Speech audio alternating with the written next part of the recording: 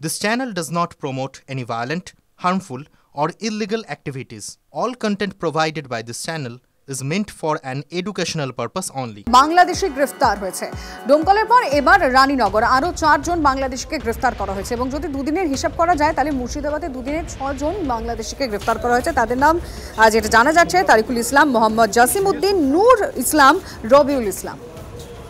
আর এই মুহূর্তে দাঁড়িয়ে আপনাদের জানিয়ে রাখতে চাইব সোমবার আবারও মুখ্যমন্ত্রী যাচ্ছেন উত্তরবঙ্গে। সেখানে গিয়ে তিনি নিজে সমস্ত বিষয়গুলো খতিয়ে দেখবেন এবং ত্রাণ বিলির ক্ষেত্রেও কিন্তু নজরদারি রয়েছে মমতা বন্দ্যোপাধ্যায়। মুখ্যমন্ত্রী যাচ্ছেন সোমবারও আবারও, সেখানেই দাঁড়িয়ে যেটা আমরা জানতে পারছি একদম যেখানে মিরিকে নিজে গিয়ে যাবেন এবং ত্রাণ বিলি করবেন এবং যারা এই সময়টা অর্থাৎ এই কঠিন সময়ে যারা মানুষের পাশে থেকেছেন তাদেরকে পুরস্কৃত করা হবে, যারা ঝুঁকি নিয়ে কাজ করেছেন। ডিভিসি ঘেরাওয়ের পর শনিবার মাইথন ঘেরাওয়ের ডাক দেওয়া হয়েছে, এরপর পাঞ্চেতেও ঘেরাও হবে ঘনিষ্ঠ মহলে জানিয়েছেন মুখ্যমন্ত্রী। ভাঙন নিয়ে আবারও কেন্দ্রকে তোপ দেখেছেন। এবার দেখাই আপনাদের আস্ত নদীর চর বেছে দিয়েছেন তৃণমূল নেতা। দুর্যোগ বিধ্বস্ত উত্তরবঙ্গে এমনই চাঞ্চল্যকর অভিযোগ, পোড়াঝাড়ে নদীর চর নাকি সোনার দরে বিক্রি হয়। চরের টাকার বিনিময়ে কলোনি বসিয়েছেন শাসকের নেতা থেকে পঞ্চায়েতের সদস্য। উত্তরবঙ্গে দুর্যোগে মহানন্দায় বানভাসী আস্ত কলোনি, নদী ও বাঁধের মাঝে বিস্তীর্ণ এলাকায় কয়েকশো বাড়ি গড়ে উঠেছিল। এখন টাকা আর ঘর দুই মহানন্দার জলে।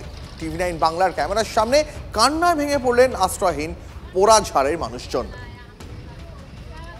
পোড়াঝাড়ে এই এলাকায় নাকি জমি সোনার চেয়েও দামি।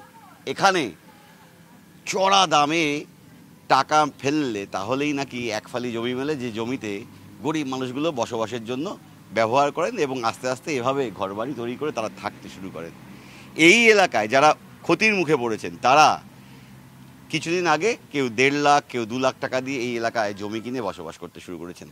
এখন এই এলাকায় জমি 4 লাখ টাকায় বিক্রি হয়। এটাও তো নদীর চর, কিন্তু এখন তো এতগুলো মানুষ, গরিব মানুষ, আমরা কোথায় পাবো এত টাকা দিয়ে জায়গা কেনার জন্য? তাই জন্যই আমরা এখানে আশ্রয় নিয়েছি। এটা দেখুন খাসের জমি, কেউ তো আর মানুষ এখানে সেরকম নেই। তখন তো আমরা 1,20,000 করে কিনেছিলাম। এখন কত করে বিক্রি হয়? এখন 4 লাখ এরকমই হবে হয়তো। কারা জমি বেচেছিল? মনসাধু পার্টি করে? হ্যাঁ, উনি জানি না পার্টি করে না দালাল করে নাকি, উনি বলছে আমাদের জমিন, উনি আমাদের কাছ থেকে নিচে টাকা নিয়ে ইয়ে করছে। আমি বলছি দাদা এখন আমরা বাচ্চা কাচ্চা নিয়ে কি করে থাকবো। টাকা কত দিয়েছিলেন? 1,20,000। কতটা জমি দিয়েছে?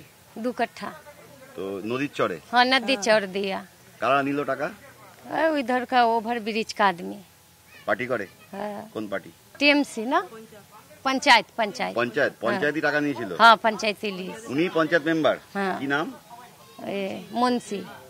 কত টাকা নিয়েছিল? 1,20,000। বাল বাচ্চা তাতে আমার টিউবার আছে পেটে, আমি আর কত আটবো। এত খারাপ লাগতেছে। कुछ ना রাস্তা পারা না কি हम लोग मर के ওষুধ খাইতে পারতেছি না, কিছু না। অ্যাম্বুলেন্স না জায়গা কি हम लोग को দাদা আমার টাকাতে দিয়ে দে, বলে কি না এরকম করে বলে, আমাকে ধমকি দেয়। কে ধমকি দিচ্ছে? ওই মনোরা। এই বিপদের দিনে দাঁড়িয়ে যারা টাকা নিয়েছিলেন তারা অবশ্য চোখ উল্টে দিয়েছেন। কেউ খাবারের জন্য, কেউ বা থাকার সামান্য একটু জায়গার জন্য এভাবে লম্বা লাইনে দাঁড়িয়ে অপেক্ষা করছেন যদি কিছু মেলে। আর সংবাদ মাধ্যমের ক্যামেরা দেখলে কাঁদতে কাঁদতে তারা বলছেন কিছু একটা করুন, একটু পাট্টা চাই, জমি পেলে আর এভাবে এই অবস্থার মধ্যে আগামী দিনে অন্তত বাঁচতে হবে না।